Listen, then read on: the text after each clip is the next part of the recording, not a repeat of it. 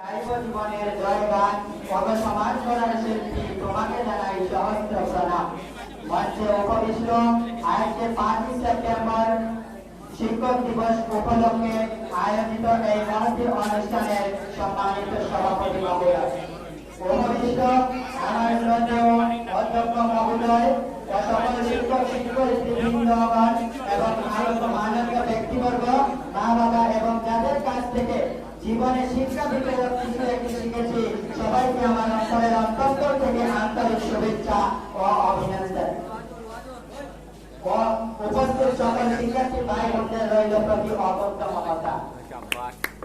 আজকে আমরা একত্রিত হয়েছি শিক্ষক দিবস উদযাপন করার উদ্দেশ্যে। বিশ্বের বিভিন্ন দেশে 5 অক্টোবর তারিখে শিক্ষক দিবস পালন করা হয়, তাহলে আমাদের দেশে কেন 5 সেপ্টেম্বর শিক্ষক দিবস পালন করা হয়, এই নিয়ে হয়তো কোনো রহস্য রয়েছে। আর যাকে কেন্দ্র করে এই রহস্যে আজ ভারতবর্ষে শিক্ষক দিবস পালন করা হয়, উনি হলেন আমাদের অনন্য প্রতিভার অধিকারী পরম শ্রদ্ধেয় একজন আদর্শ শিক্ষক ডক্টর সর্বপল্লী রাধাকৃষ্ণন।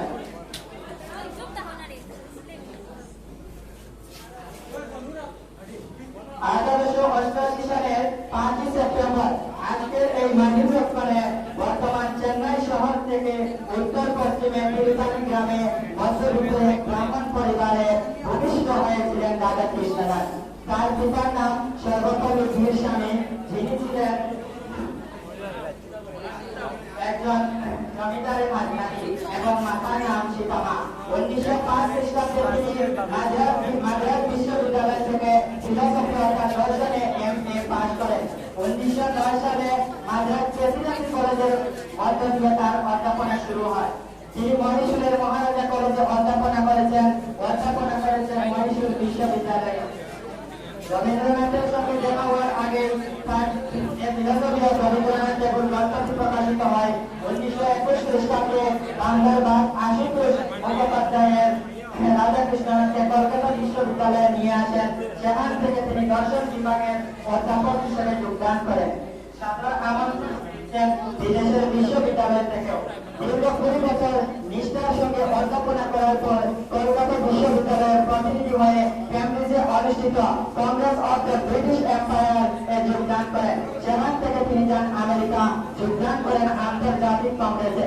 তিনি অক্সফোর্ড বিশ্ববিদ্যালয় তুলনামূলক ধর্মের অধ্যাপক পদ গ্রহণ করেন।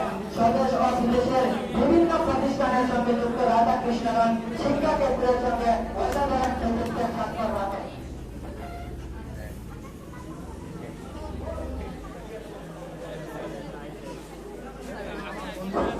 1952 খ্রিস্টাব্দে স্বাধীন ভারতের প্রথম উপরাষ্ট্রপতি এবং পরে 1962 খ্রিস্টাব্দে ভারতের দ্বিতীয় রাষ্ট্রপতি নির্বাচিত হয়। 1931 সালে ব্রিটিশ সরকার তাকে নাইটহুড উপাধিতে সম্মানিত করে এবং 1954 সালে তিনি ভারতরত্ন উপাধিতে ভূষিত হন।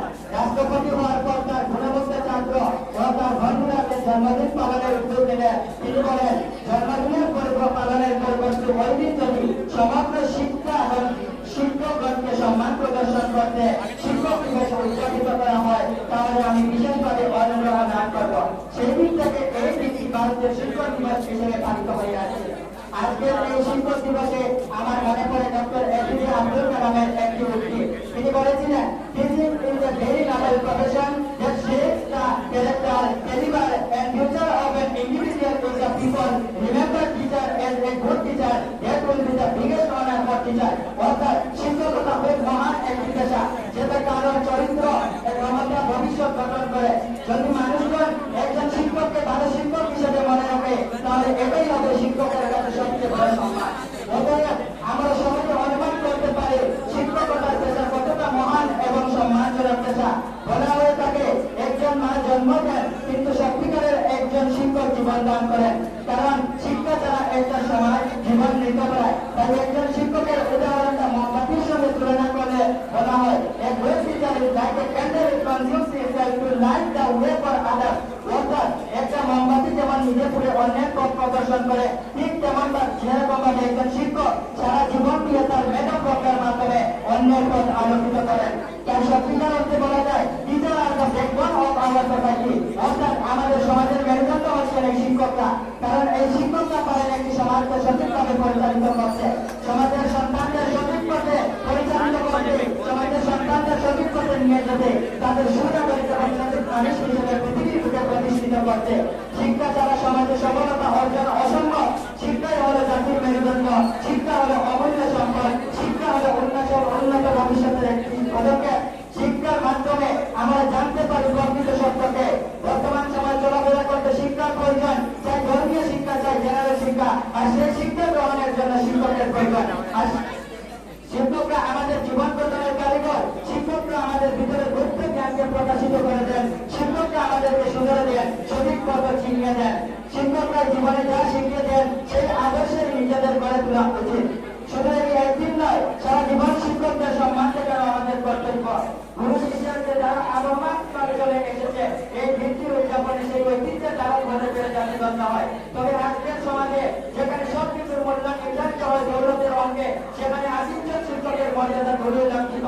বেশি শক্তি রাজনৈতিক শক্তি দাপটে ব্যস্ত।